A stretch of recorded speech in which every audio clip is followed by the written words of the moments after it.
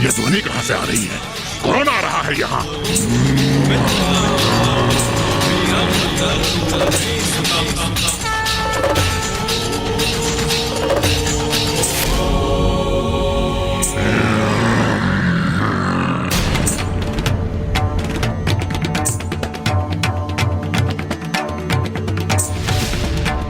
इस ऋषि को क्या ज्ञात नहीं कि मेरे आतंक के कारण कोई भी यहाँ विमलोदक सरोवर तक आने का दुस्साहस नहीं करता।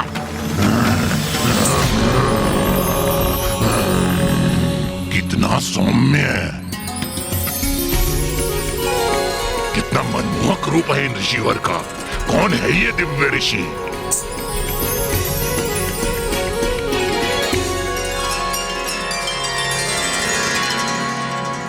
मेरे ध्यानस्थ के लिए यही उचित स्थान है।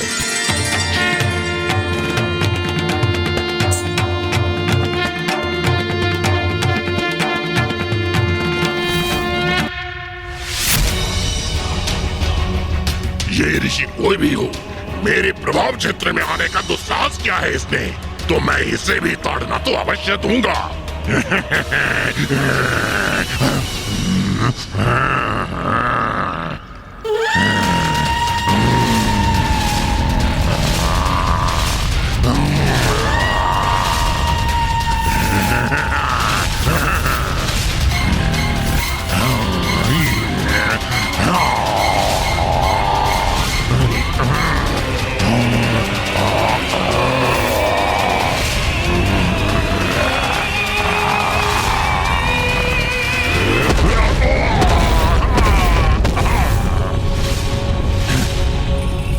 ये क्या हुआ? इस ऋषि ने अपनी प्रबल ऊर्जा से पीछे धकेल दिया मुझे। ऐसा तो आज तक कोई नहीं कर सका। इस ऋषि ने मुझे चुनौती देने का दुस्साहस किया है, तो उसका परिणाम भी अवश्य भुगतेगा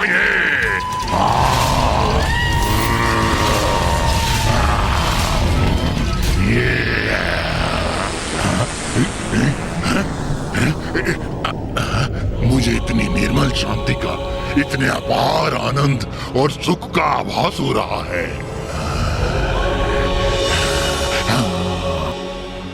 इस सरोवर पर आने वाले तीर्थ यात्रियों को क्यों सताते हो तुम?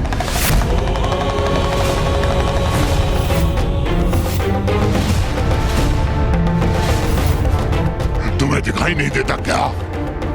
मैं एक भटकती हुई आत्मा हूँ। यह मेरा क्षेत्र है, तो यहाँ आए हुए प्रत्येक जीव को मैं क्यों ना सताऊं? मैं पिशाच योनि में होने की पीड़ा सहन कर रहा हूँ। जो भी मेरे क्षेत्र में आएगा उसको भी पीड़ा देने का अधिकार है मुझे भली भांति ज्ञात है तुम कौन हो, और तुम्हारी इस दुर्गति का कारण भी ज्ञात है मुझे। तुम अपने जीवन में गोदावरी नदी के तट पर प्रतिष्ठान नामक स्थान पर निवास करते थे, और एक ब्राह्मण होने के बाद भी तुम तीर्थ यात्रियों को सताते थे। तुम्हारे इन्हीं पापों के कारण तुम मृत्युपरांत पिशाच बन गए। और जब तुम्हारे समक्ष एक अपवित्र ब्राह्मण प्रकट हुआ, तो तुमने उसके शरीर में प्रवेश कर लिया, क्योंकि ऐसे ब्राह्मण के शरीर में प्रेत पिशाच बहुत सहजता से प्रवेश कर सकते हैं। और उसी ब्राह्मण के माध्यम से तुमने काशी में भी प्रवेश किया।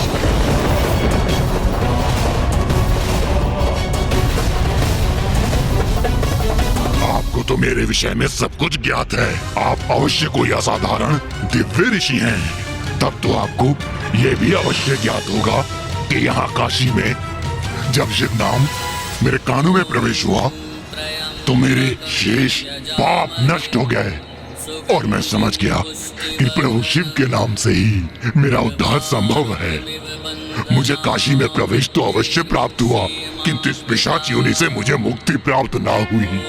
आप सर्वज्ञाता हैं, तो मुझे इस कष्टप्रद पिशाच योनि से मुक्ति दिलाइए प्रभु। इसका उपाय तो तुम्हारे समक्ष है। इस सरोवर का जल तो आत्मा को निर्मल कर देता है। तुम इसमें डुबकी क्यों नहीं लगाते? मैं डुबकी लगाऊंगा, मुझे मुक्ति मिलेगी। तुम पिशाच हो, तुम्हें जलपान की अनुमति नहीं है। जल का स्पर्श भी तुम्हारे लिए वर्जित है।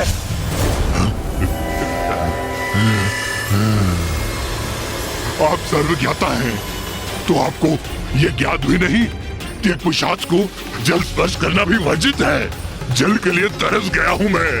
ये सरोवर मेरे समक्ष है, किंतु जल के एक बूंद के निकट तक नहीं पहुंच पा रहा हूं। अब क्या मुझे मुक्ति नहीं मिलेगी?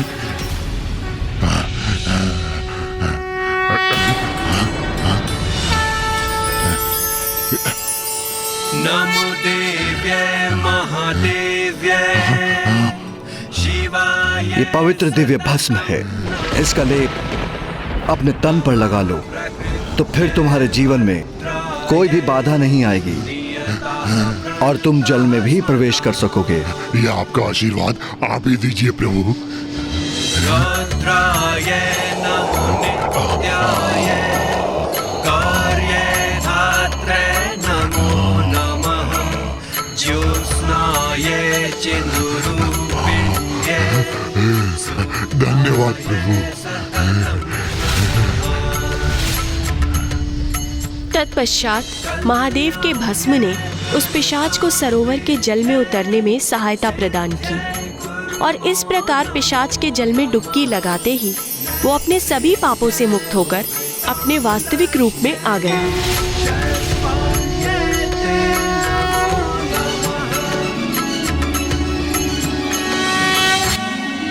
प्रभु,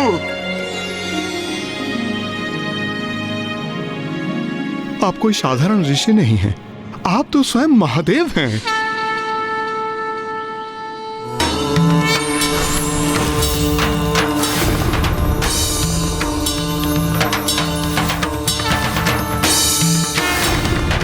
महादेव, महादेव, महादेव।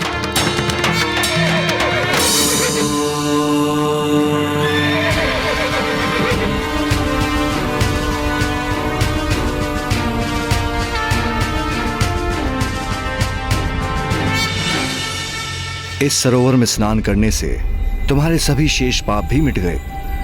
अब तुम पिशाच योनि से मुक्त हो गए हो, इसलिए तुम्हें ये देवदूत अपने साथ स्वर्ग लोक ले जाने आए हैं। महादेव, आपने कृपा कर मेरा मार्गदर्शन किया, मुझे पिशाच योनि से मुक्ति प्रदान किया और साक्षात दर्शन देकर मुझे धन्य कर दिया। आपके आशीर्वाद स्वरूप मैं आपसे कुछ और मांगने का अधिकारी तो नहीं हूं प्रभु, किंतु क्या इसके पश्चात भी आप मुझे इसकी अनुमति देंगे? अवश्य, बोलो वत्स, क्या चाहते हो तुम? प्रभु, आज तक यहाँ आने वाले जीवों को मैं इसी कारणवश सताता रहा क्योंकि मैं स्वयं अप्रसन्न था, किंतु मैं अब सभी को उस शांति और मुक्ति से अवगत कराना चाहता हूं जिसका आभास मुझे पिशाच योनि से मुक्ति प्राप्त कर स्वयं हुआ। कृपया इस स्थल को ऐसी दिव्यता प्रदान कीजिए कि मेरे समान यदि कोई पिशाच इस सरोवर में स्नान करे तो उसे पिशाच योनि से मुक्ति प्रदान हो।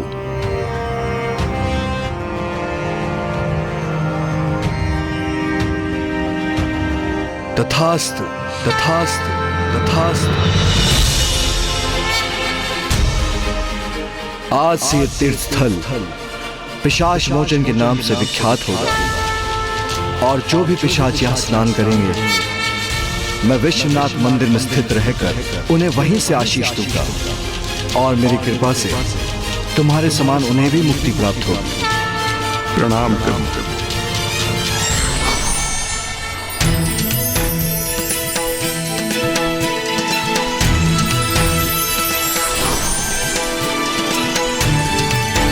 प्रणाम महादेव।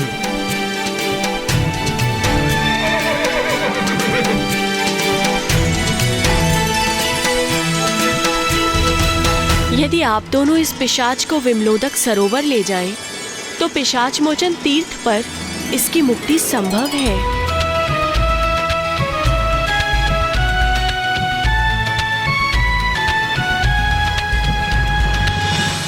हमारा मार्गदर्शन करने के लिए कोटि कोटि धन्यवाद माता। आप हमें जाने की आज्ञा दीजिए। प्रणाम माँ गंगा। आओ ज्ञानारी।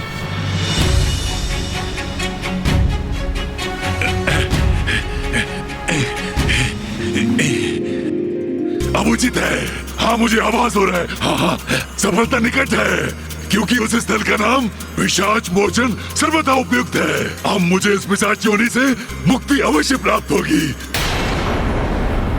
देवी पार्वती, मुझे क्षमा कीजिएगा। मैंने आपके दोनों पुत्रों को विमलोदक सरोवर अर्थात पिशाच मोचन घाट की ओर भेजा है, ये ज्ञात होते हुए कि काशी में बिना महादेव द्वारा भस्म प्राप्त किए किसी भी पिशाच की मुक्ति संभव नहीं। किंतु देवी, ये मुझे करना पड़ा, क्योंकि पिशाच मोचन घाट जाते समय आपके पुत्र उस मार्ग से होकर जाएंगे जहाँ आपका मंदिर स्थित है, और मुझे विश्वास है कि आप अवश्य उनकी सहायता करेंगी। इसके साथ ही आपके दोनों पुत्र आपकी अवस्था से भी अवगत हो जाएंगे देवी, जो कदाचित महादेव को पुनः काशी लौटाने का कोई नवीन मार्ग प्रशस्त करेगा।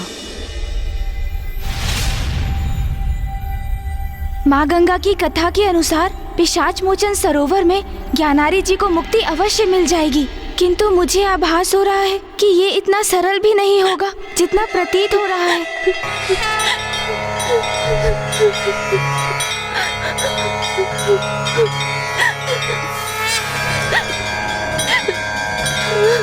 भैया, ये करुण स्वर माता के मंदिर के भीतर से आ रही है। हमें देखना होगा भैया कि इस करुण स्वर के पीछे क्या कारण है। आइए हम भीतर चलते हैं।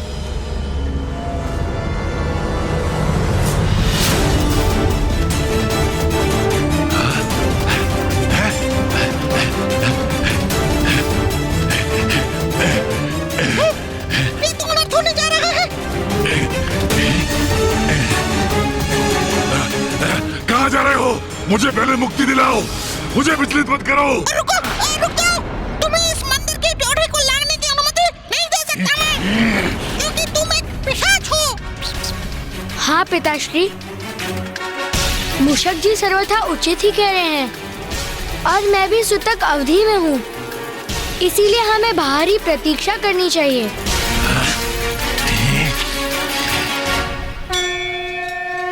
मैं ये समझने में असमर्थ हूँ कि हो क्या रहा है। हम यहाँ मेरी मुक्ति के लिए आए हैं, अथवा हमारे यहाँ आने का कारण कुछ और ही है। पिताश्री, कदाचित आपकी मुक्ति किसी और बड़े उद्देश्य की पूर्ति का साधन है।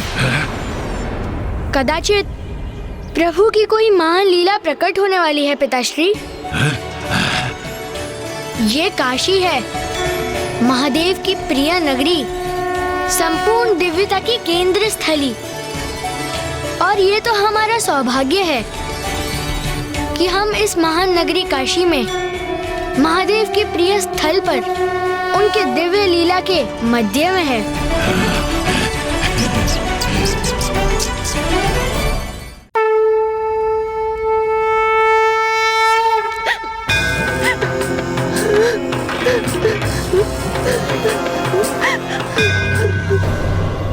माँ रुदन कर रही है, किंतु क्यों?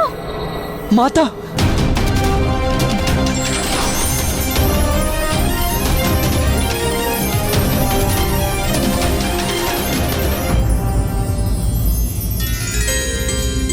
प्रणाम माता।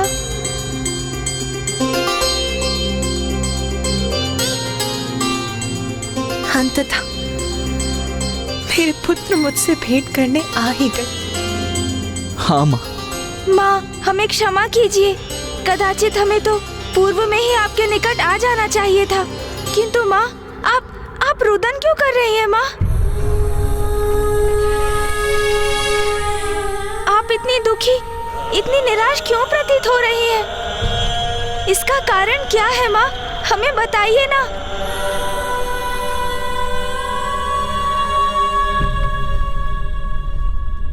मेरे पुत्र तो मेरे समक्ष हैं, किंतु मैं तो मेरे स्वामी के दर्शन के लिए अधीर हूँ, उन्हीं की प्रतीक्षा कर रही हूँ। माँ, तो मैं अभी पिताश्री का आह्वान करता हूँ, वो भी शीघ्र आपके निकट पहुँच जाएंगे। पुत्र गणेश, स्वामी काशी में प्रवेश नहीं कर सकते, क्योंकि काशी के राजा देवदास ने उन्हें काशी में नहीं प्रवेश करने के वचन से बांध दिया। क्या? मात्र एक राजा होकर उसने इतना बड़ा अनुचित कृत्य किया, परमेश्वर महादेव को काशी से विलग कर दिया। मेरी माँ को मेरे पिताश्री से विलग कर दिया उसने।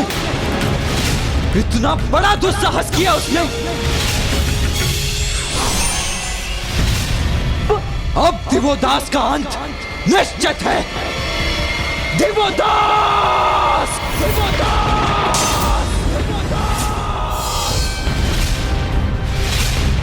स्वामी, ये तो पुत्र कार्तिकेय की गर्जना थी। किस पर इतना क्रोधित हो रहा है वो?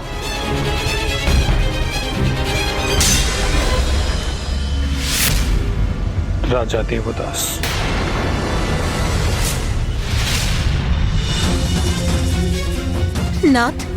नाथ कार्तिकेय तो देवदास का अंत करने पर तुला है।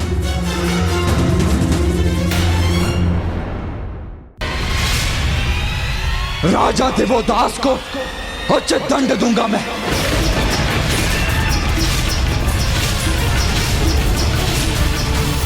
अब देवदास का अंत निश्चित है। पुत्र कार्तिकेय, पुत्र रुको। भैया रुकिए। पुत्र गणेश, पुत्र जाओ और अपने भ्राता को रोको। माँ, भैया तो अति क्रुद्ध है। मैं उन्हें रोकने का प्रयत्न अवश्य करूंगा माँ, किंतु ये भी तो सत्य है कि राजा देवदास ने आपको पिताश्री से विलग होने पर विवश किया, जिसके लिए उन्हें उचित दंड प्राप्त होना ही चाहिए माँ। पुत्र गणेश, राजा देवदास ने जो भी किया उसमें कुछ भी अनुचित नहीं, इसीलिए जाओ और जाकर अपने भ्राता को रोको और उन्हें लौटाकर यहाँ लाओ। ये मेरा आदेश है पुत्र।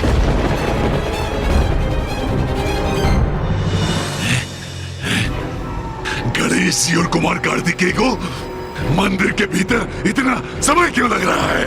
थोड़ा धीरज धरो केमारी। पुनः स्मरण कराऊंगा तुम्हें कि धीरज का फल मधुर होता है। प्रभु और कुमार कार्तिकेय माता के दर्शन कर उनसे मार्गदर्शन प्राप्त करने ही तो गए थे, एक तुम्हारे लिए, तुम्हें पिशाच योनि से मुक्ति दिलाने के लिए।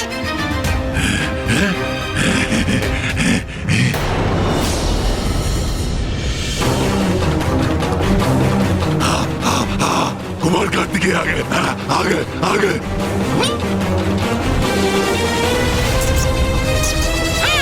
कुमार कार्तिकेय आ तो गए और उनकी भाव भंगिमा से ऐसा प्रतीत हो रहा है जैसे किसी बड़े प्रयोजन के लिए दृढ़ संकल्प लिया है उन्होंने। दृढ़ संकल्प उचित है।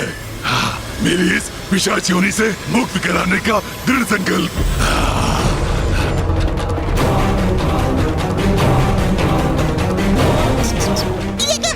कुमार कार्तिकेय तो अति कुपित और उत्तेजित प्रतीत हो रहे हैं।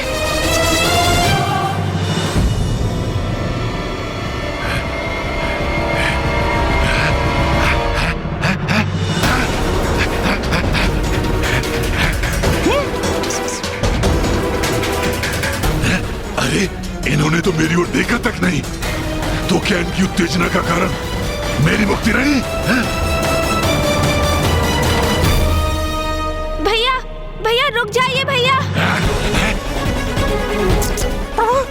रुकिए भैया, कृपया सुनिए। क्या हुआ गणेश जी? माता ने कोई उपाय सुझाया आपको? हमें उसके लिए कहीं और जाना है क्या? तो चले। हाँ, कुमार कार्तिकेय के पीछे चले। किंतु वो तो जैसे किसी भीषण युद्ध के लिए आतुर हैं। मूषक जी, सुबोध एवं ज्ञानारी जी, आप सभी यहीं रुकिए, मैं भैया को रोकने जाता हूँ। भैया! मैं यहाँ रुकूं? मुझे कुछ समझ में नहीं आ रहा है।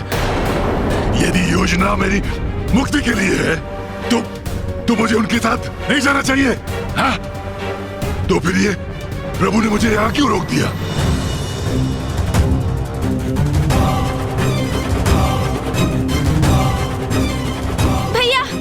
भैया कृपया करके रुक जाइए भैया, रुक जाइए।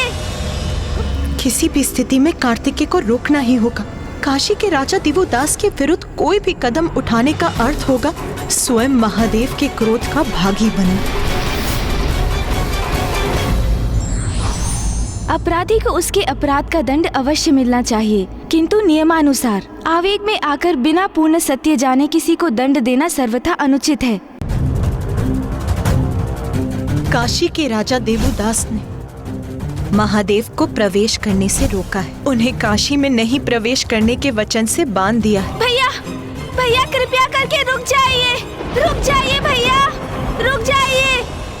भैया, भैया तो ना ही सुन रहे हैं और ना ही रुक रहे हैं। अब मुझे ही कुछ करना होगा।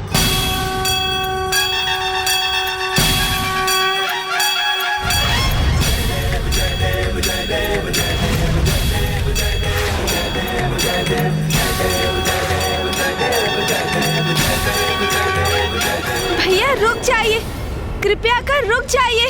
आज उस दिवोदास को उचित पाठ सिखाने से कोई नहीं रोकेगा मुझे। तुम भी नहीं।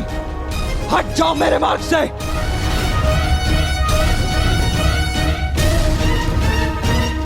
गणेश, क्रोधावेश की इस अवस्था में मत आओ मेरे समक्ष। हट जाओ मेरे मार्ग से।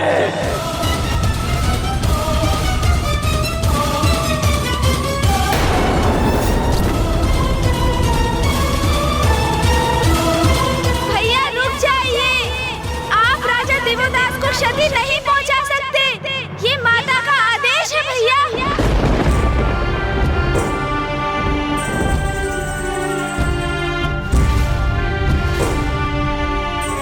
हाँ भैया, माता ने इसी क्षण आपको उनके समक्ष लौटने को कहा है।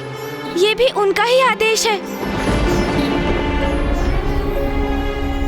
माँ, आपने मुझे दिवोदास को दंडित करने से क्यों रोक दिया? पुत्र, क्योंकि दंड तो अपराधी को दिया जाता है और राजा दिवोदास ने तो कोई अपराध नहीं किया।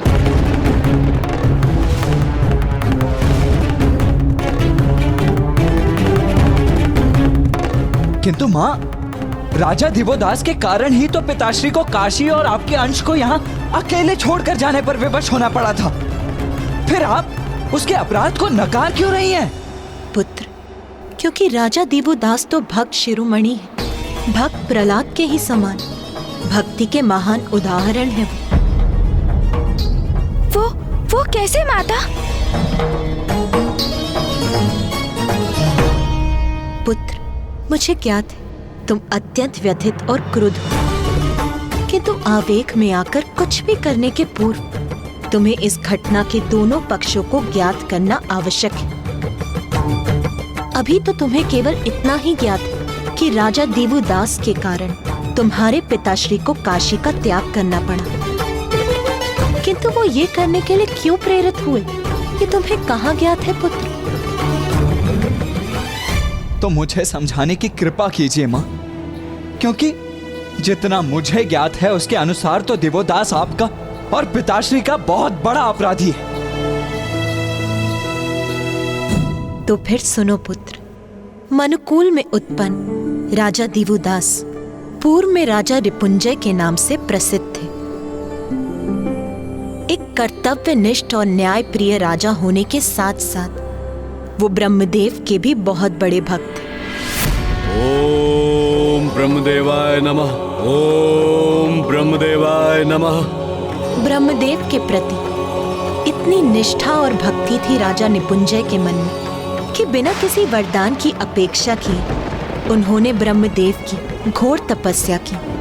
ओम ब्रह्मदेवाय नमः, ओम ब्रह्मदेवाय नमः, ओम ब्रह्मदेवाय नमः, ओम ब्रह्मदेवाय नमः, ओम ब्रह्मदेवाय नमः, ओम ब्रह्मदेवाय नमः, ओम ब्रह्मदेवाय नमः, ओम ब्रह्मदेवाय नमः।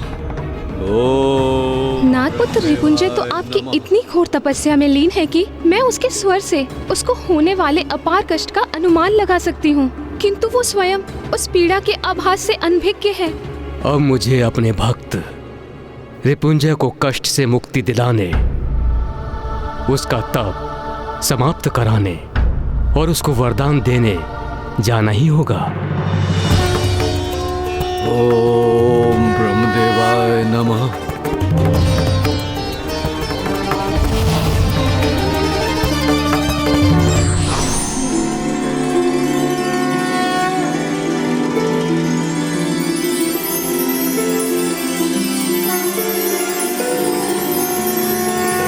वत्स रिपुंजय, तुम्हारा तप पूर्ण हुआ। अपने नेत्र खोलो राजा रिपुंजय।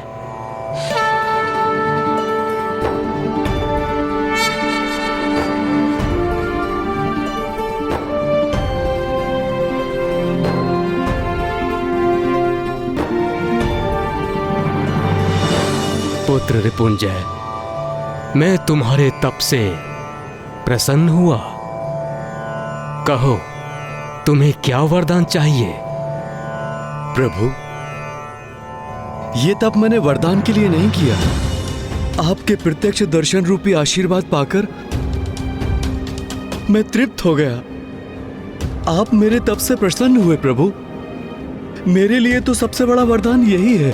पुत्र रिपुंजय, तुम एक आदर्श राजा हो, न्याय प्रिय हो, धर्मनिष्ठ हो। संसार को तुम्हारे जैसे राजा की आवश्यकता है। तो आज से तुम वनों, पर्वतों, सागरों और समस्त वसुंधरा की देखरेख करो। तुम्हारे धर्मनिष्ठ राज्य से प्रभावित होकर सभी देवता तुम पर सदैव अपने आशीर्वाद की वर्षा करते रहेंगे। नागराज वासुकी तुम्हें अपनी पुत्री अनंग मोहिनी का हाथ प्रस्तुत करेंगे। तुम उसे अपनी धर्म पत्नी के रूप में स्वीकार करो और समस्त संसार पर राज्य करो। दिवो दशयंती युत्पत्ति के अनुसार आज से मैं तुम्हारा नवीन नाम देवोदास भी देता हूँ। प्रभु, प्रभु, आपकी आज्ञा का पालन करना तो मेरा परम सौभाग्य होगा,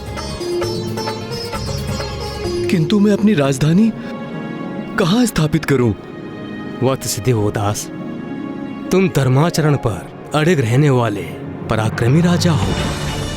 तुम्हारा राज्य तुम्हारे प्रति धर्म की अटूट निष्ठा पर ही आधारित होगा।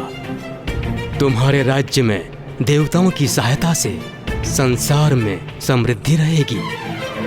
चहुं दिशाओं में शांति, प्रसन्नता और धर्म के प्रकाश का विस्तार होगा। इसलिए तुम्हें तो ऐसे स्थान पर स्थित होकर राज्य करना चाहिए जो तुम्हारे धर्मोचित राज्य के परम प्रतीक के समान हो। मैं तुम्हें वरदान देता हूँ कि तुम काशी में स्थित होकर संसार के राजकाज का कार्यभार संभालोगे।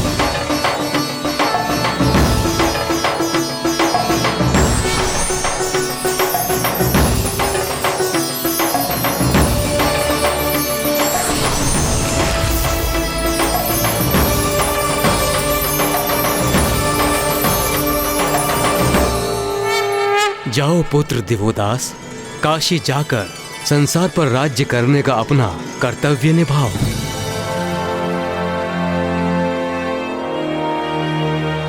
क्या हुआ पुत्र? तुम्हारे मुख पर यह संकोच कैसा? क्या तुम दिए हुए वरदान से प्रसन्न नहीं हो? आपने इतने महान कार्य के लिए मुझे चुना, मैं तो अति हर्षित हूं, किंतु समस्त जगत महादेव को ही अपना राजा मानता है। और अब आपने मुझे काशी नरेश के पद पर स्थापित किया है। प्रभु, आपके दिए कर्तव्य का निर्वहन तो मैं तभी कर सकूंगा जब महादेव काशी का पूर्ण रूप से परित्याग करने की कृपा करेंगे।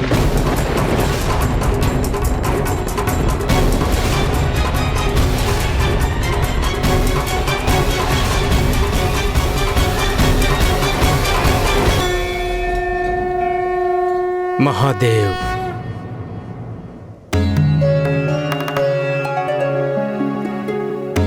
ब्रह्मदेव, क्या हुआ? आप इतने चिंतित क्यों हैं? महादेव, मेरी चिंता बड़ी विकट है। उसके निवारण हेतु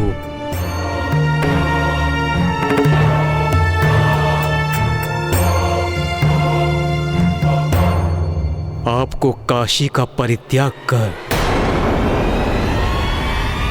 यहां से प्रस्थान करना होगा।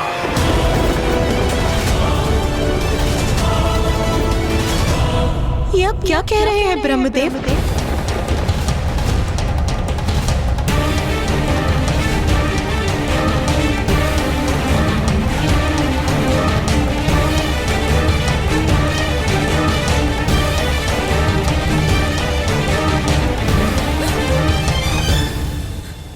क्या मैंने उचित सुना?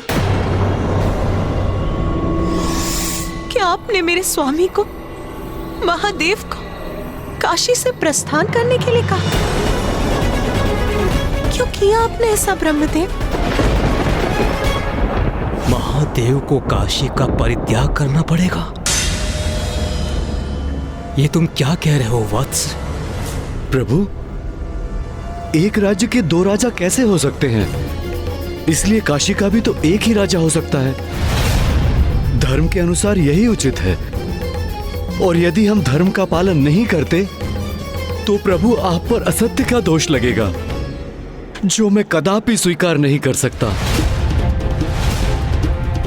प्रभु, मुझे ज्ञात है कि आपके द्वारा दिए गए वरदान से आपके समक्ष कठिन स्थिति उत्पन्न हो गई है। यदि आप चाहें तो कि मैं काशी नरेश के पद ग्रहण करने के प्रस्ताव से पीछे हट जाऊं? नहीं वत्स, मैं तुम्हें वरदान दे चुका हूं और वरदान को लौटाना संभव नहीं है। कदापि नहीं।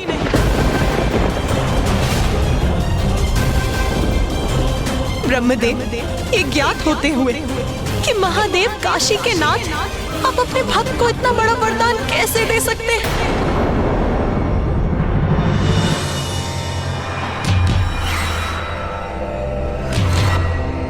उमा,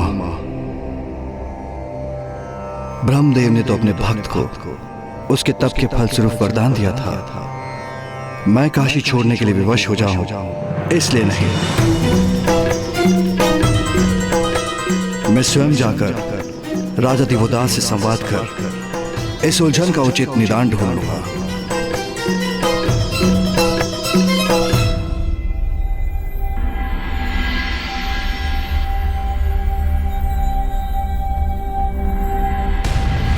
राजा दिवोदास।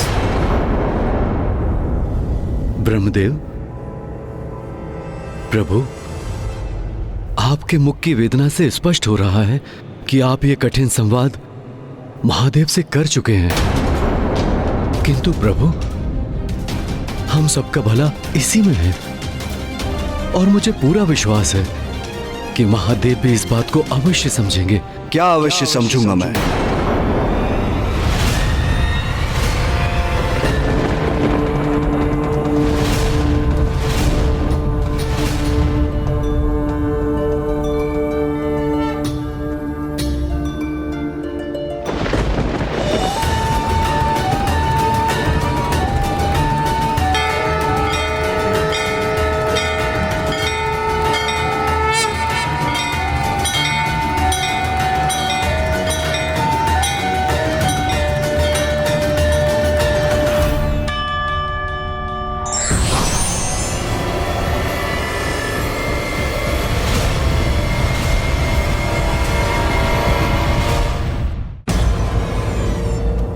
प्रणाम महादेव, प्रणाम नारायण, प्रणाम देवगण। महादेव, आप अवश्य समझ गए होंगे कि ये स्थिति मेरे लिए कितनी विकट है। विकट तो अवश्य है देवदास, किंतु तुम्हारे लिए नहीं। स्थिति अब हमारे लिए विकट हो गई। ब्रह्मदेव ने तुम्हें उंगली के आदि पकड़ने के लिए तुमने तो आगे बढ़कर उनका संपूर्ण हाथ ही पकड़ लिया।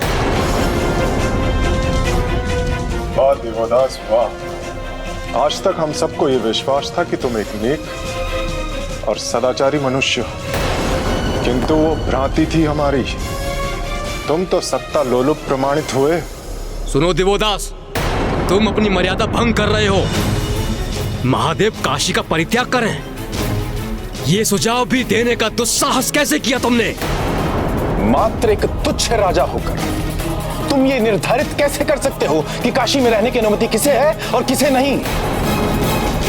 महादेव काशी के नाथ हैं, वो यहां से कहीं नहीं जाएंगे।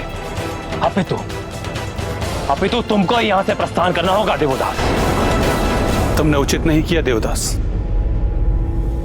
महादेव जो जगत पिता है, तुमने उन्हीं को उनका निवास छोड़ने के लिए कह दिया। मैं तो बस इतना सुनिश्चित करने का प्रयत्न कर रहा हूं नारायण कि मेरे आराध्य ब्रह्मदेव पर धर्म भंग करने के पाप का कलंक न लगे। मेरे तप से प्रसन्न होकर मेरे द्वारा कोई वरदान मांगे बिना ही संसार के हित में उन्होंने उस शासन की बागडोर सौंप दी और इसी क्रम में उन्होंने मुझे काशी से इस कर्तव्य के निर्वाह करने का आदेश दिया, जिसके लिए मेरा काशी नरेश घोषित होना अति आवश्यक है और यही धर्म के अनुरूप है। इसीलिए तो मैं मात्र ब्रह्मदेव के दिए हुए वरदान को ही सार्थक करने का प्रयत्न कर रहा हूं। महादेव, यदि आपकी अनुमति हो तो मैं इस कथन को और भी स्पष्ट करने हेतु आपसे कुछ और प्रश्न पूछूं? अवश्य पूछो दिव्यदास।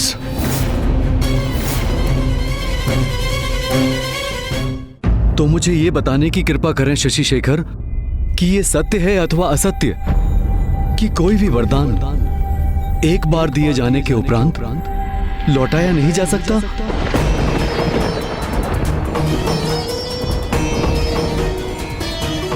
सत्य है। तो फिर ये सत्य है कि असत्य? हे शूलपाणी, कि किसी भी राजा को एक नगर पर भली भांति राज करने के लिए उसकी प्रजा के मन में उसके प्रति सम्मान की भावना होनी चाहिए अथवा नहीं होनी चाहिए?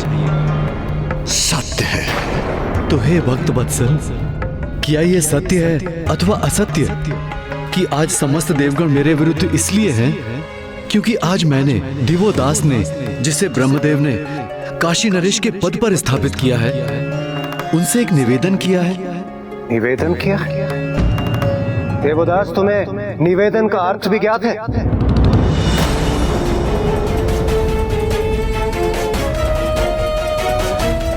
सत्य है। ये भी सर्वथा सत्य है। ये सत्य है अथवा असत्य महादेव कि आप सर्वोच्च सम्मानित जगत पिता महेश्वर विश्वनाथ यदि काशी में ही स्थित रहेंगे तो निरंतर ऐसा ही होता रहेगा? यदि मैं राजा होने के नाते कोई निर्णय लूंगा किंतु देवता एवं शेष प्रजा मेरे उस निर्णय को ठुकरा देंगे और प्रत्येक समस्या के समाधान के लिए वो आपके निकट आएंगे, तब मैं राजा होने का कर्तव्य कैसे निभा सकूंगा? सत्य है। महादेव, ब्रह्मदेव मुझे दिए हुए वरदान को लौटा नहीं सकते, किंतु यदि आप काशी में रहें तो काशी में 2 राजा हो जाएंगे और ब्रह्मदेव का वरदान दोषयुक्त हो जाएगा और मेरे आराध्य को असत्य दोष का सामना करना होगा।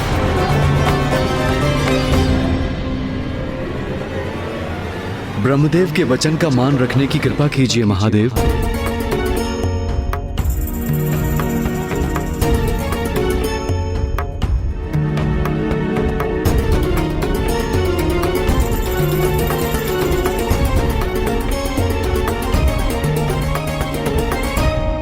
महादेव, काशी में मात्र एक ही राजा रह सकता है, फिर वो काशी राजा आप हैं अथवा मैं।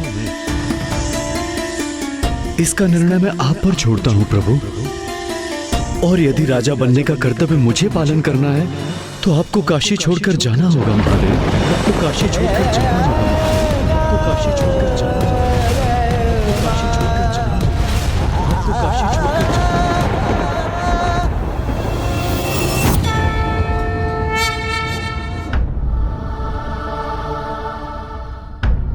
स्वामी, स्वामी लौट आए।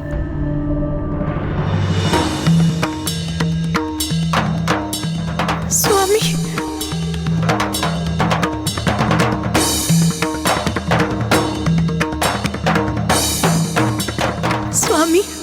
समस्या का निदान हो गया ना? दिव्यदास समझ गया ना? समझ ही गया होगा। मुझे तो पूर्व ही ज्ञात था। ये तो मात्र एक भूल है। आप उसे अपनी तर्क शक्ति से उसकी भूल समझा ही देंगे, सब उचित हो जाएगा।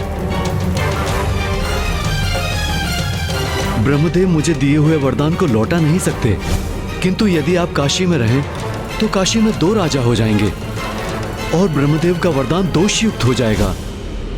और यदि राजा बनने का कर्तव्य मुझे पालन करना है तो आपको काशी छोड़कर जाना होगा महादेव। उमा, मुझे काशी छोड़कर जाना होगा। मुझे काशी छोड़कर जाना होगा।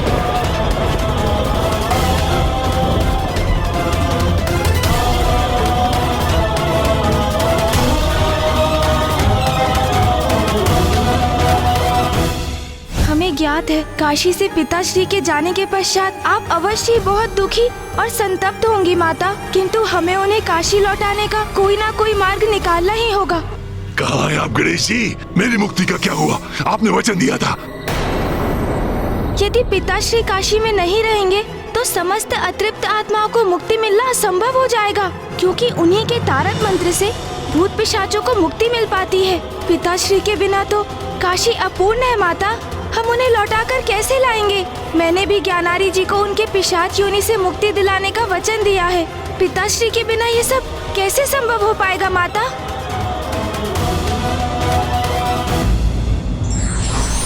धर्म का पालन और उसकी मर्यादा का मान रखने के लिए ईश्वर भी अपनी इच्छा का त्याग करते हैं और हमें धर्म के मार्ग पर चलने को प्रेरित करते हैं।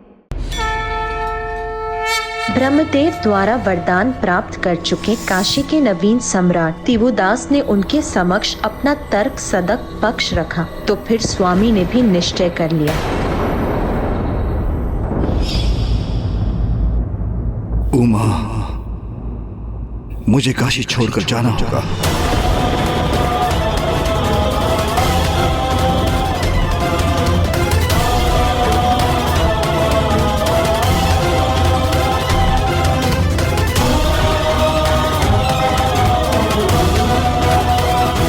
दिव्यदास उचित कहता है उमा, ब्रह्मदेव ने उन्हें वचन दिया है। उनके वचन का मान तो मुझे किसी भी अवस्था में रखना होगा। उचित है नाथ, मैं भी आपके साथ चलूंगी। हम कैलाश लौट चलेंगे। चलिए स्वामी। नहीं उमा, आप जगत माता हैं, स्वयं प्रकृति हैं। आपके बिना संसार का भरण पोषण असंभव है। देवताओं के अभाव में संसार की रक्षा हेतु आपका यहां उपस्थित रहना अति आवश्यक है। मुझे काशी छोड़कर जाना होगा। आपको अपने निवास, अपने स्थान पर दृष्टि बनाए रखने के लिए यहां रहना आवश्यक है।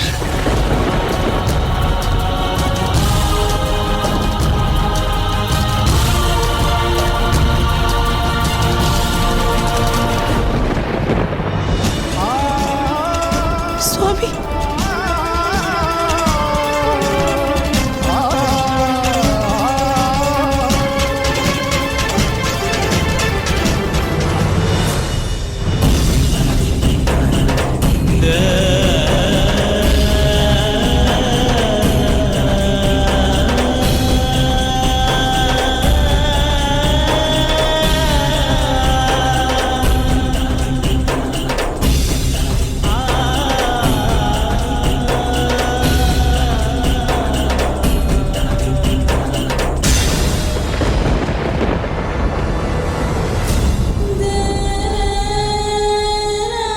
ब्रह्मदेव ने उन्हें वचन दिया है।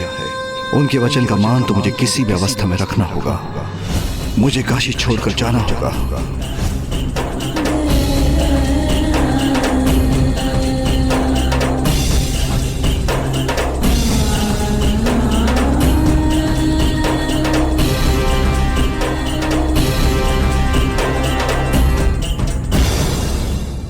जिस दिवस काशी मेरे स्वामी से रिक्त हुआ, उसी दिवस देवताओं के अंश भी काशी छोड़कर चले गए।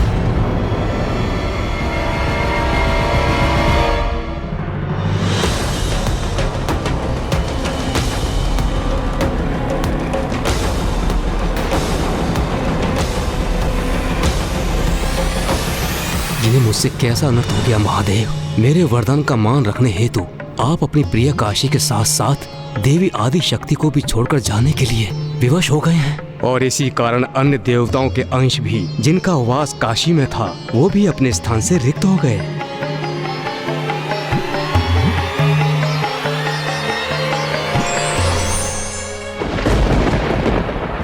और तब से मैं मेरे स्वामी के आदेश का पालन करते हुए यहाँ स्थित हूँ और उनके लौटने की प्रतीक्षा कर रही हूँ। ये कैसी विडंबना है माँ। भक्त के लिए भगवान ने अपने निवास का भी त्याग कर दिया और आप अपने पति के लिए अर्थात पिताश्री के लिए उनके उस निवास को संभाल कर रख रही है। ज्ञात नहीं, मुझसे विलग होकर मेरा स्मरण भी करते हैं वो, क्या मेरा विचार भी करते हैं वो, अथवा अपने ध्यान में इतने लीन हो गए हैं कि मुझे भूल ही गए। पिताश्री आपको भूल जाए, ये कैसे संभव है माँ? ये संशय भी भला कैसे उत्पन्न हो सकता है आपके मन में? मुझे स्मरण है जब हमने काशी आने की अनुमति मांगी थी तो पिताश्री कितने आनंदित और उत्साहित थे। क्या मैंने उचित सुना? गणेश ने काशी नगरी का नाम लिया क्या? किंतु उनके उस उत्साह का कारण अब समझ में आ रहा है मुझे। ये सब तो पिताश्री की ही लीला है। उन्हें तो आरंभ से ही ज्ञात था माँ कि ज्ञानारी जी को पिशाच योनि से मुक्ति दिलाना तो मात्र एक कारण था। मेरे और भैया के यहाँ आने का और आपकी और पिताश्री के अंश के वियोग से अवगत होने का, और हमारे यहाँ आगमन का वास्तविक कारण तो पिताश्री के अंश उनकी प्रिय काशी लौटाने का उपाय ढूंढना है। माता, माता, माता, माता। ये तो ऋषि जगेश्वी है। माता, ऋषिवर, ऋषिवर, ऋषिवर, ऋषिवर उठिए। माता, मेरे प्राण जाने को हैं। बस एक बार प्राण त्यागने के पूर्व महादेव के साक्षात दर्शन करने का इच्छुक हूँ माता।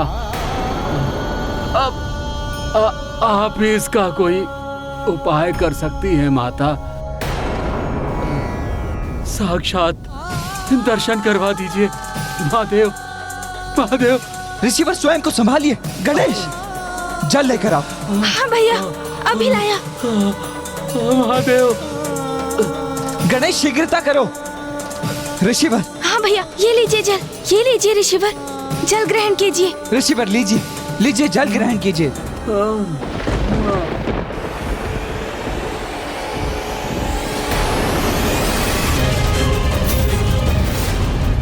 जब तक महादेव के साक्षात दर्शन नहीं कर लूंगा निर्जल ही रहूंगा।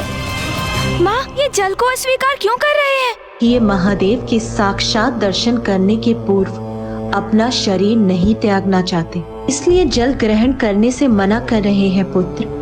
किंतु ये भी कैसे संभव होगा पुत्र, क्योंकि स्वामी का तो काशी में प्रवेश ही वर्जित है। ओम नमः शिवाय। ऋषिवर तो अपनी चेतना खो रहे हैं। माँ, अब तो स्थिति द्विगुणित हो रही है और विकट बनती जा रही है। यहाँ ऋषि जगेश्वी को यदि पिताश्री के दर्शन प्राप्त ना हुए तो वो अपने प्राण त्याग देंगे, और बाहर ज्ञानारी जी का पिशाच बड़ी आतुरता से भैया और मेरे द्वारा उनकी मुक्ति का उपाय करने की प्रतीक्षा कर रहे हैं।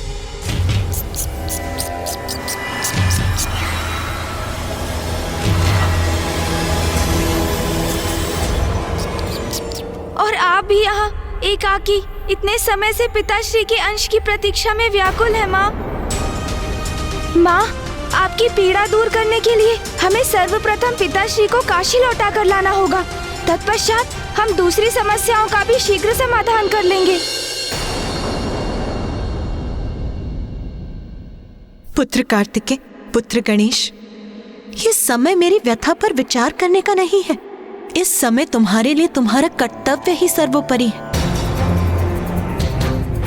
पुत्र, ज्ञानरी का पिशाच ही तुम्हें काशी लेकर आया है, इसीलिए सर्वप्रथम तुम्हें उसी की समस्या का निवारण करना चाहिए, उसे मुक्ति दिलाने का उपाय करना चाहिए पुत्र।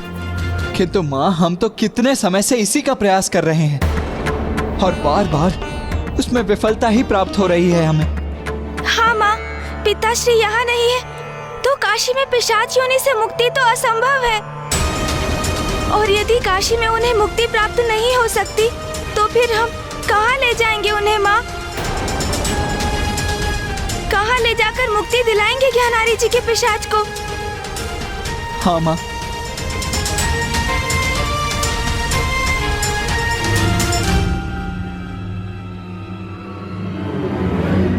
गया गया गया, उसे गया ले जाओ पुत्र, वहीं उसकी मुक्ति संभव है।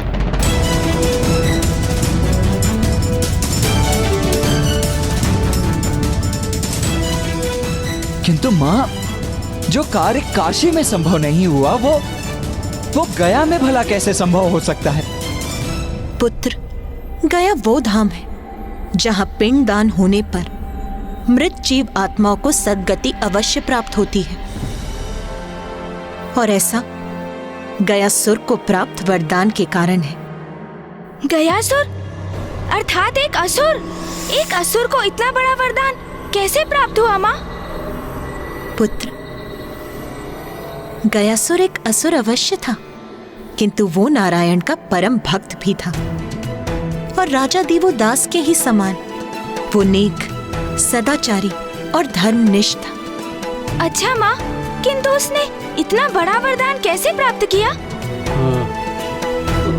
पुत्र, नारायण भक्त गयासुर ने अपने आराध्य नारायण को प्रसन्न करने के लिए भीषण यज्ञ आरंभ किया। ओम नमः विष्णु शंखाय मम सर्व मनवांचित फल प्रदान गुरु गुरु स्वाहा।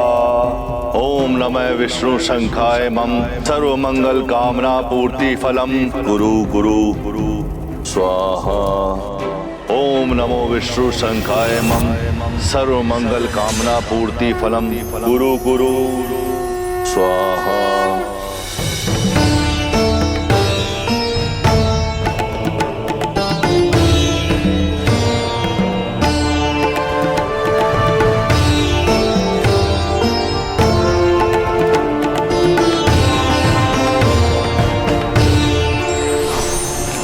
पुत्र गयासुर,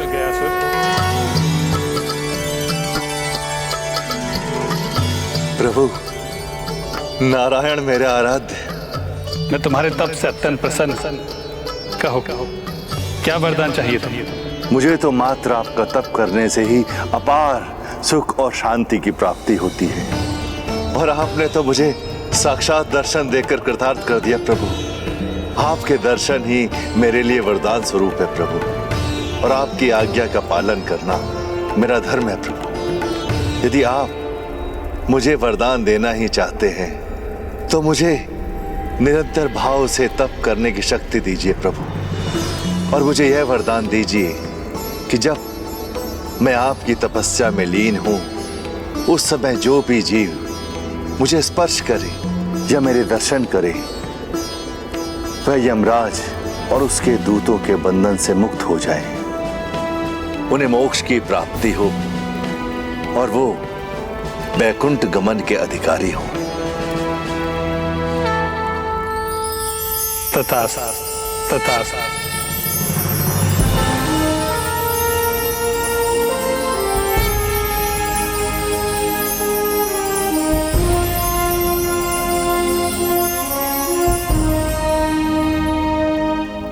आपके इस आशीर्वाद के लिए आपका कोटि कोटि धन्यवाद प्रभु।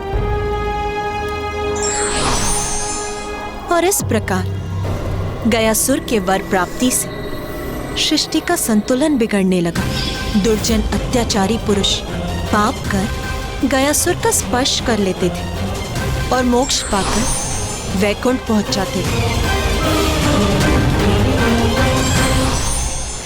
हम पापियों के साथ न्याय करने में, उनको दंडित करने में असमर्थ हैं प्रभु, और गयासुर के प्रभाव से पापी भी मोक्ष के अधिकारी बने हुए हैं। और अधिकतर जीव मोक्ष की प्राप्ति कर रहे हैं। इसलिए पुनर्जन्म का चक्र भी खंडित होता जा रहा है। यह अनर्थ कब तक होता रहेगा महाराज? आप यथाशीघ्र कुछ कीजिए, अन्यथा सृष्टि का घोर अनिष्ट हो जाएगा। मैं शीघ्र अतिशीघ्र इस चिंता को त्रिदेव के समक्ष रखूंगा। अब वही इसका कोई समाधान सुझाएंगे।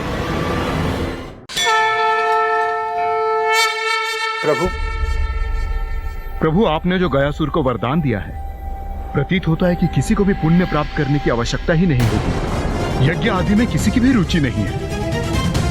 प्रभु, समस्त देवताओं का हविष्य आहार प्राप्त होना बंद हो गया। कुछ कीजिए प्रभु, सभी देवता निर्बल होते जा रहे हैं।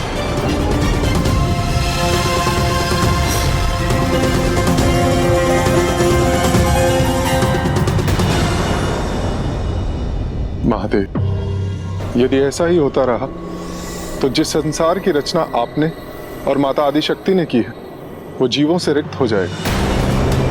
नहीं, इस समस्या का एक ही समाधान है, गयासुर की मृत्यु हो।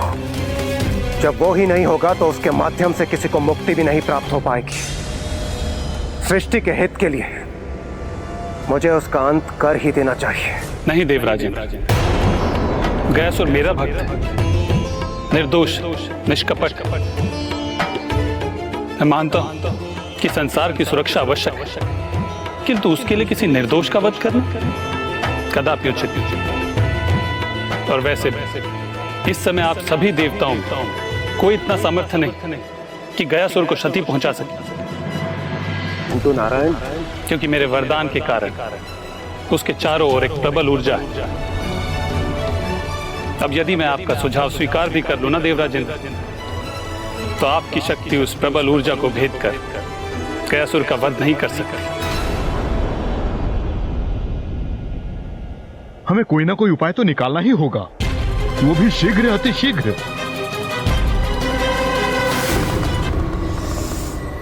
मेरे पास एक उपाय है।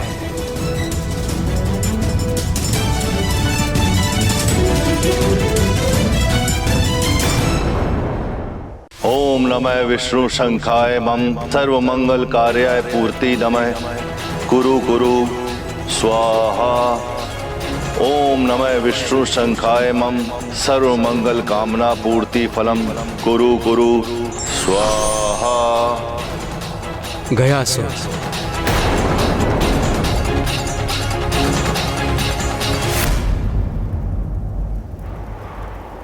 प्रणाम ब्रह्मदेव। मुझे ज्ञात है कि नारायण की तपस्या से ही तुम अति आनंदित हो। तुम्हें मुझसे अथवा किसी और से कोई वरदान नहीं चाहिए, किंतु मुझे तुमसे एक वरदान चाहिए। आप जो चाहे मांग ले ब्रह्मदेव। मैं तपस्या के मध्य जो भी मेरे वश में है वो वरदान देने के लिए प्रतिबद्ध हूं।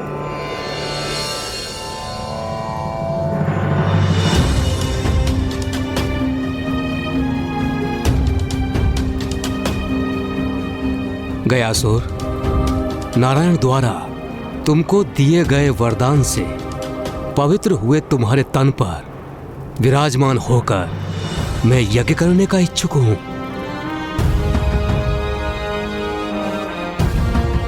अवश्य प्रभु, यह तो मेरा सौभाग्य होगा। जब तक मैं तुम्हारे तन पर आरूढ़ होकर ये यज्ञ संपन्न नहीं कर लेता, किसी को भी हमारे निकट आकर मेरे यज्ञ में व्यवधान डालने की अनुमति नहीं होगी। अपनी इस युक्ति से ब्रह्मदेव ने यह सुनिश्चित किया कि अयोग्य जीव गयासुर के दर्शन अथवा स्पर्श के माध्यम से मोक्ष न प्राप्त कर सके। ब्रह्मदेव के आग्रह को अपना सौभाग्य मानकर गयासुर ने ब्रह्मदेव के प्रस्ताव को स्वीकार किया और स्वयं पृथ्वी पर लेट गया। उसका विशाल शरीर 5 कोस के क्षेत्र में फैल गया और ब्रह्मदेव उस पर स्थित होकर यज्ञ करने लगे।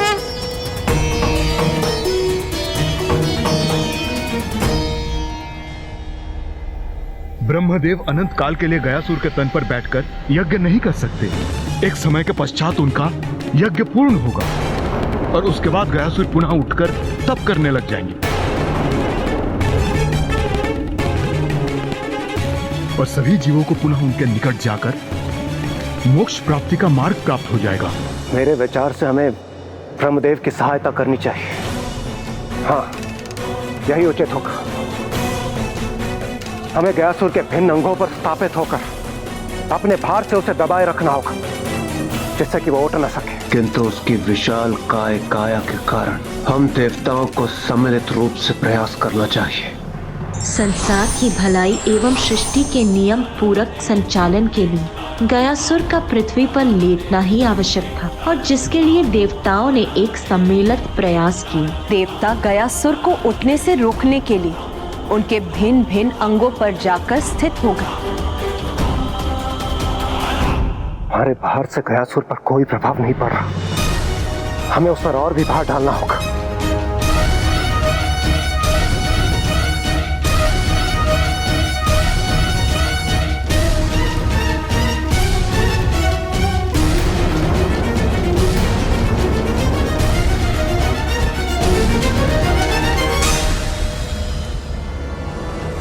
हम सभी ने अपनी संपूर्ण शक्तियों का प्रयोग कर लिया, किंतु फिर भी हम गयासुर पर नियंत्रण पाने में असमर्थ हैं। इससे चिंतित सभी देवता महादेव का आवाहन करने लगे और अंततः महादेव उन सभी के समक्ष प्रकट हुए। गयासुर नारायण का परम भक्त है, इसलिए इतना बल उसमें नारायण की परम भक्ति से ही उत्पन्न हो रहा है। इसलिए आपकी समस्या का समाधान तो नारायण ही कर सकते हैं। इसलिए आप सभी नारायण का ही आह्वान कीजिए।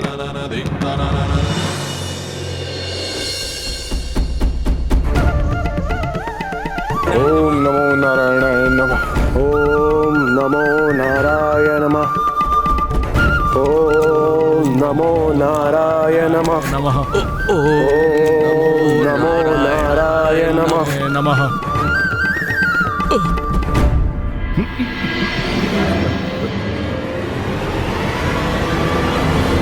तो क्या माँ देवताओं के गुहार लगाने पर क्या मामा जी उनकी रक्षा के लिए प्रस्तुत हुए? गयासुर से संबंधित इस घटनाक्रम में प्रभु की कौन सी लीला निहित थी और क्या प्रयोजन था उसका? पुण्य फल का भागी केवल धर्म का पालन करने वाला ही प्राप्त कर सकता है। यदि उसका दुरुपयोग होता है तो या दूसरे उसका लाभ लेते हैं या तो दंड के भागी हो सकते हैं। सभी देवतागण गयासुर को भूमि पर स्थिर रखने का भरसक प्रयास तो कर रहे थे, किंतु समय गयासुर की असीम शक्ति के समक्ष पर्याप्त नहीं था। यज्ञ की पूर्ण आहुति करनी पड़ती है, इसलिए मुझे भी इस यज्ञ की समाप्ति करनी होगी। तथा सभी देवता महादेव की सहायता के लिए प्रार्थना करने लगे और अंततः महादेव प्रकट।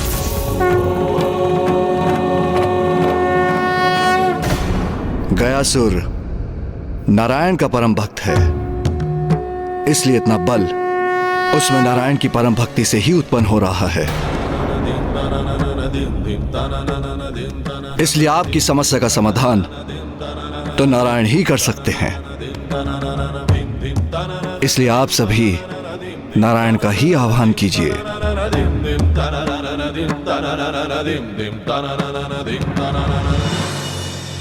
ओम नमो नारायणाय नमः। ओम नमो नारायण नमः।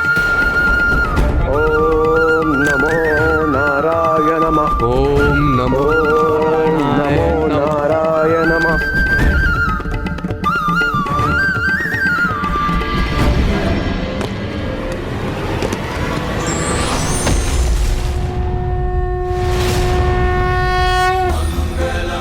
भगवान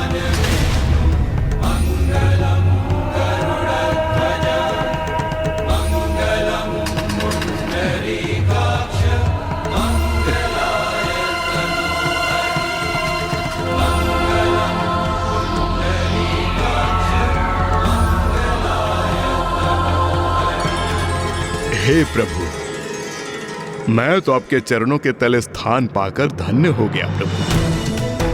प्रभु, यदि आपकी आज्ञा हो तो मैं पूरा जीवन अचल आपके चरणों के नीचे स्थित रहूं।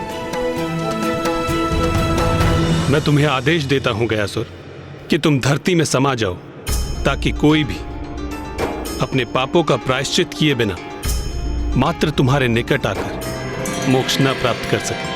प्रभु, मैं आपके आदेश का पालन अवश्य करूंगा।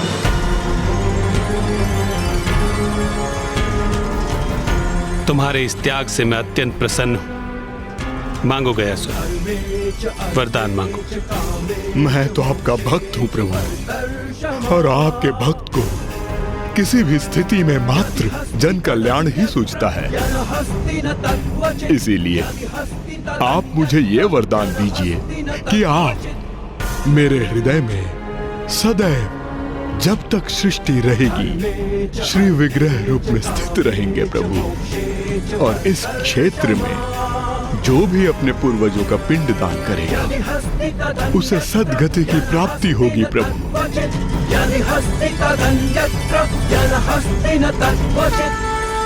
तथास्तु, तथास्तु, तथास्तु। गयासुर, मैं तुम्हें वरदान देता हूं कि भूमि में समाने के पश्चात तुम्हारे शरीर के ऊपर की भूमि को पवित्र गया भूमि कहकर पुकारा जाएगा, और जो कोई भी अपने पूर्वजों का पिंडदान इस भूमि पर करेगा, उसके पितरों को सद्गति प्राप्त होगी। और जिस दिवस इस पावन भूमि पर पिंडदान होना बंद हो गया, उस दिवस तुम्हें धरती के ऊपर आने की अनुमति होगी। मुझे मनोवांछित फल देने के लिए धन्यवाद प्रभु। अब कृपा कर आपके आदेश का पालन करने में मेरी सहायता कीजिए प्रभु।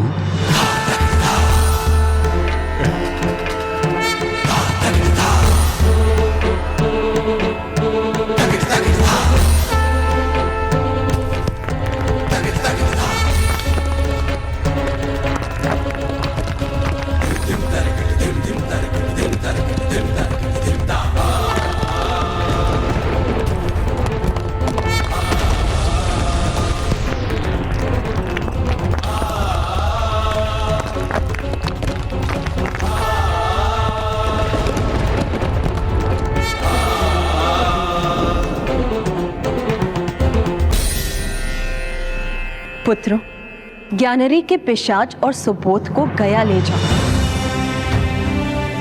वहां सुबोध से उसके पिता का पिंडदान करवाओ और उसे पिशाच योनि से मुक्त कराकर ज्ञानरी को दिए अपने वचन को निभाओ। उचित है माता।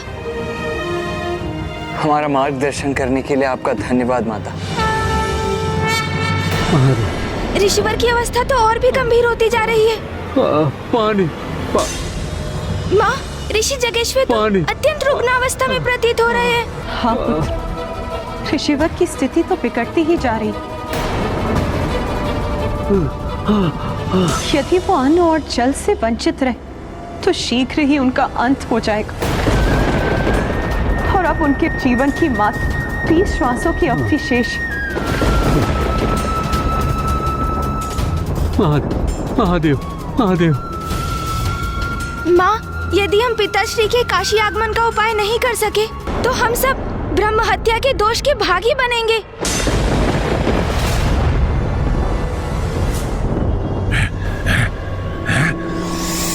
सर्वप्रथम गणेश जी कुमार कार्तिकेय मंदिर के भीतर गए, फिर अचानक बाहर आए और तीव्र गति से कहीं और चले गए, फिर लौट कर आए और मंदिर के भीतर चले गए। और अभी भी मंदिर के भीतर ही है।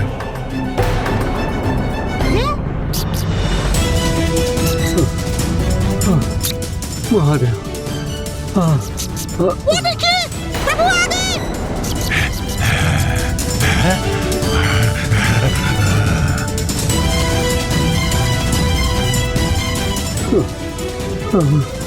महादेव, महादेव। पिताश्री, प्रभु गणेश जी और गुरुदेव तो लौट रहे हैं, किंतु वो अपने साथ किसे ला रहे हैं? महादेव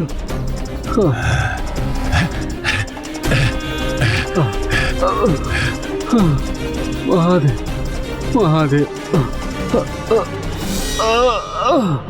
ओम नमः शिवाय ओम नमः शिवाय ओम नमः शिवाय ओम नमः शिवाय ओम नमः शिवाय।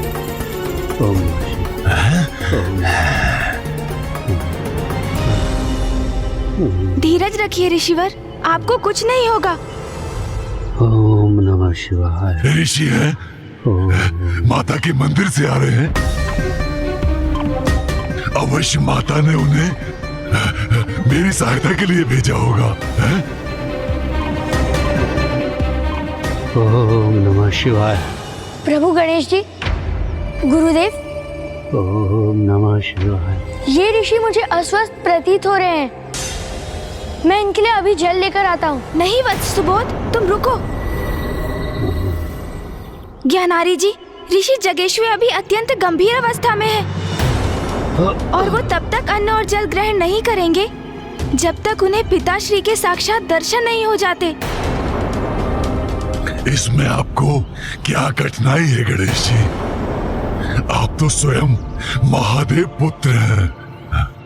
आप उनका आह्वान करेंगे तो अवश्य प्रकट होंगे। नहीं ज्ञानारी, पिताश्री का यहाँ काशी में प्रवेश करना संभव नहीं। हमें कैलाश जाकर किसी उपाय से पिताश्री को ऋषि जैगेश्वर के लिए यहाँ आने के लिए सहमत करना होगा, क्योंकि ऋषिवर के जीवन की रक्षा का बस यही एकमात्र उपाय है। तो फिर मेरी मुक्ति का क्या होगा? माँ ने स्पष्ट किया है। तुम्हारी मुक्ति के लिए हमें गया जाना होगा।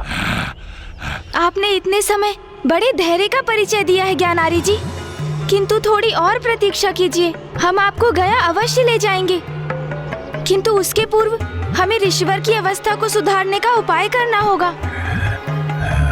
समझ गया, सब समझ गया मैं। पहले मुझे कहा गया काशी चलो, फिर कहा गया गंगा में स्नान करो, फिर पिशाच मोचन तीर्थ करो, फिर माता के मंदिर चलो, और फिर अब गया चलो।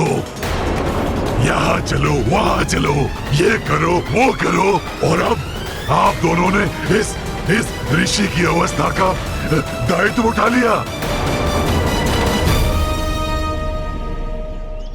इनके प्राण जाने को है तो महादेव के दर्शन होना चाहिए, तो इनके प्राणों की रक्षा होगी। मैं तो पूर्व से ही मृत हूँ, और एक मृत पिशाच की समस्या इस जीवित ऋषि के कष्ट से कम महत्वपूर्ण है। मेरी समस्या से ऊपर मैं किसी की समस्या को स्वीकार नहीं करूंगा। ये ऋषि तो स्वयं अपने प्राण त्यागने को आतुर है, ये उनका आर्ट है, तो क्यों ना मैं ही उनकी सहायता कर दूं। मैं ही उनके प्राण ले लेता हूं। जब इनके प्राण ही शेष नहीं रहेंगे तो इनकी समस्या का स्वतः ही अंत हो जाएगा। अब इनकी आत्मा और मुझे दोनों को गया ले जाइएगा, और वहां हम दोनों का विधिवत श्राद्ध और पिंडदान करवा दीजिएगा। हम दोनों ही मुक्त हो जाएंगे।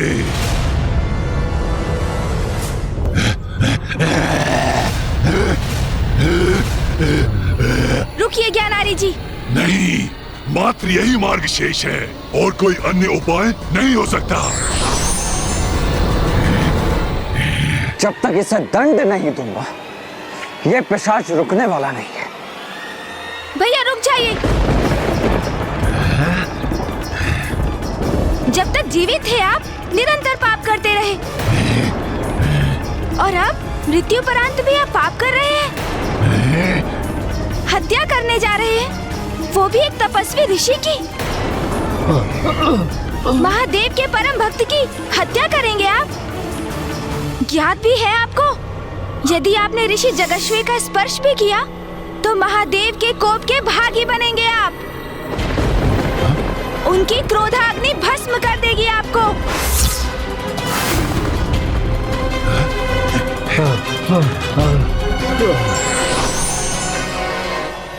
ये निराशा के प्रभाव में मैं क्रोध के आवेग में बह गया, किंतु मुझे जो चाहिए उसके लिए मुझे कितनी और प्रतीक्षा करनी होगी? ज्ञानारी जी, आपको अपने लक्ष्य की प्राप्ति में विलंब हो रहा है। इसका अर्थ ये तो नहीं कि आप किसी अन्य के प्रति हिंसक हो जाएंगे। एक दुर्बल अस्वस्थ ऋषि पर आक्रमण कर बैठेंगे। गणेश जी, कुमार कार्तिकेय, मैं कुशल हूँ, मैं अशक्त अवश्य हूँ, किंतु मेरी पीड़ा इस पिशाच की पीड़ा की तुलना में कुछ भी नहीं। आप मेरी चिंता मत कीजिए, मेरी तो भक्ति में ही शक्ति है। मेरा विश्वास है कि महादेव और माँ जगत जननी मेरा कुछ अनिष्ट नहीं होने देंगी। हाँ ऋषिवर, आप सत्य कह रहे हैं।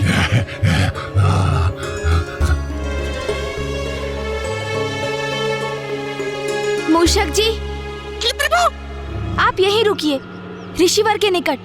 कैसी आपकी आज्ञा प्रभु? हमें सर्वप्रथम अपना वचन निभाने गया जाना होगा।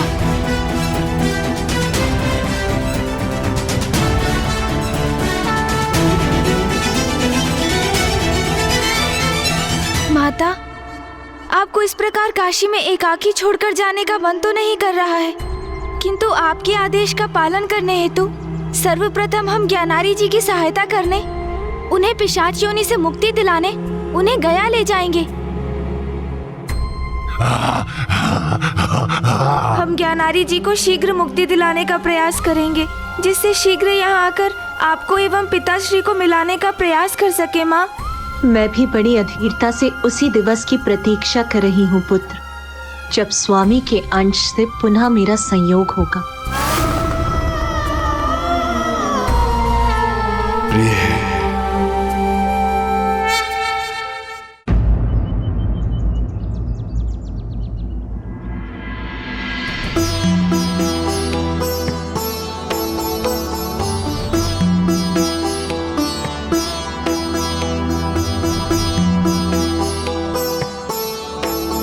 यहाँ मेरे समान मुझे अतृप्त आत्माएं दिखाई दे रही हैं, अर्थात ये वही स्थान है जहाँ मुझे मुक्ति प्राप्त होगी। माता का सुझाव सर्वथा उचित था। हाँ।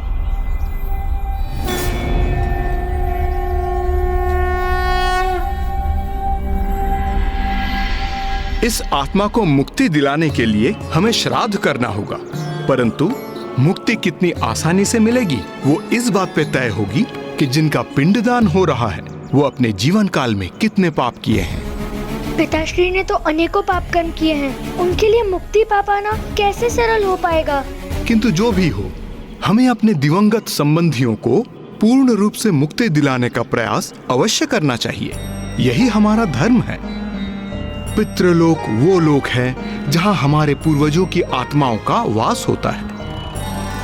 चंद्रलोक स्वर्गलोक से भी उच्च स्थान पितृलोक का होता है। यदि किसी का उचित प्रकार से श्राद्ध कर्म ना किया गया हो तो मृतक की आत्मा भटकती रहती है। उसे शांति केवल उचित प्रकार से किए श्राद्ध कर्म से ही मिल सकती है। अर्थात क्या यहाँ मेरे पिता का श्राद्ध कर देने से उनकी आत्मा को सद्गति प्राप्त होगी? निस्संदेह। किंतु ब्राह्मण देवता, ये श्राद्ध कर्म होता क्या है? इस श्राद्ध का फल तुम्हारे पूर्वजों को मिलेगा। इसी से उन्हें शीघ्र मुक्ति पाने में सहायता मिलती है। इसमें 3 विधियां होती हैं: जलदान, पिंडदान और ब्राह्मण भोजन। जलदान के द्वारा उस आत्मा को जल प्रदान होता है, पिंडदान के द्वारा तृप्ति होती है और ब्राह्मण भोजन के द्वारा शेष पूर्ति होती है। अब हम पिंडदान से आरंभ करेंगे। किंतु ब्राह्मण देवता, ये पिंड क्या होता है? गणेश जी, मैं आपकी ये जिज्ञासा अवश्य शांत करूंगा। किसी भी गोलाकार वस्तु को पिंड कहते हैं। जथा पिंडे तथा ब्रह्मांडे, ये पूरा ब्रह्मांड ही पंच तत्वों जल, अग्नि, तेज, वायु और पवन से बना हुआ है। उन्हीं 5 तत्वों से अपना शरीर भी बना हुआ है। इसलिए पिंड ब्रह्मांड का प्रतीक है और ब्रह्मांड पिंड का।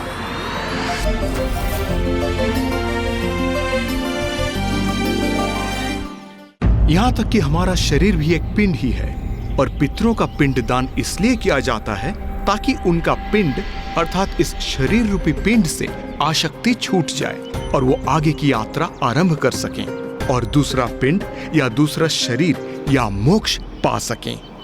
ब्राह्मण देव, हम पिंडदान का महत्व तो समझ गए, किंतु ये जल तर्पण क्यों आवश्यक है? मृत व्यक्ति की आत्मा को जल की बहुत प्यास होती है, किंतु उसे किसी भी जल के स्रोत के निकट जाने की अनुमति नहीं होती है। इसलिए उसके पुत्र द्वारा दिया गया जल उसकी प्यास बुझाता है और वही जल वो आत्मा ग्रहण करती है। इसलिए जल का तर्पण परम आवश्यक है।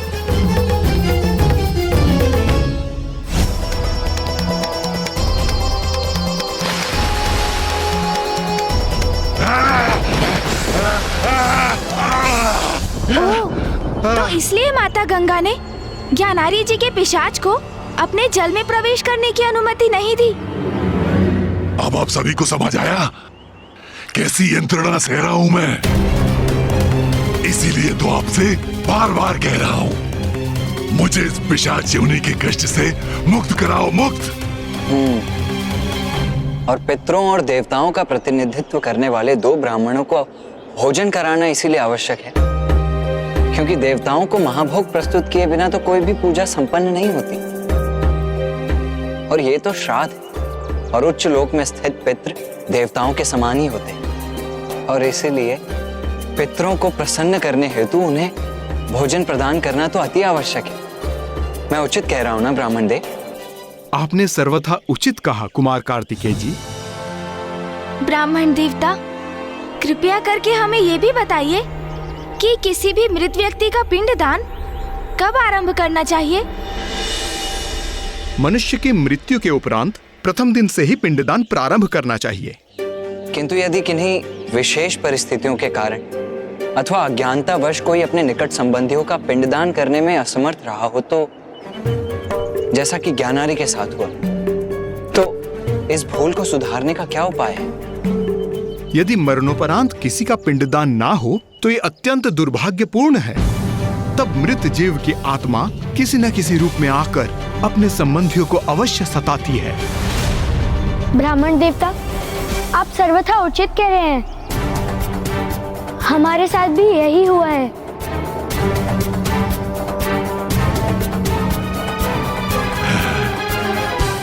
किंतु समस्या का निवारण भी संभव है।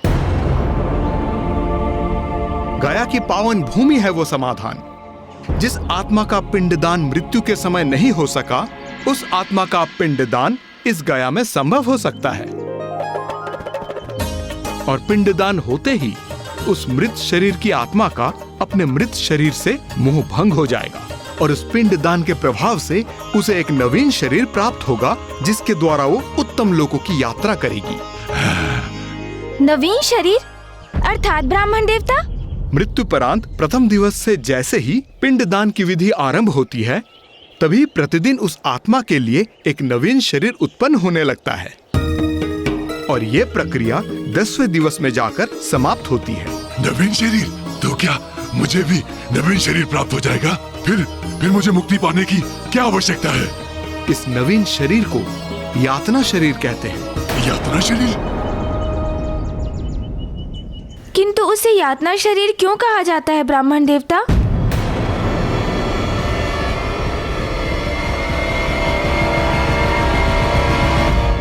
मानव जीवन हमें बार बार प्राप्त नहीं होता, इसलिए इसका प्रयोग लोक कार्य और धर्म के लिए करना चाहिए, क्योंकि जीवन दुरुपयोग हमारी मुक्ति के मार्ग को कठिन बनाता है।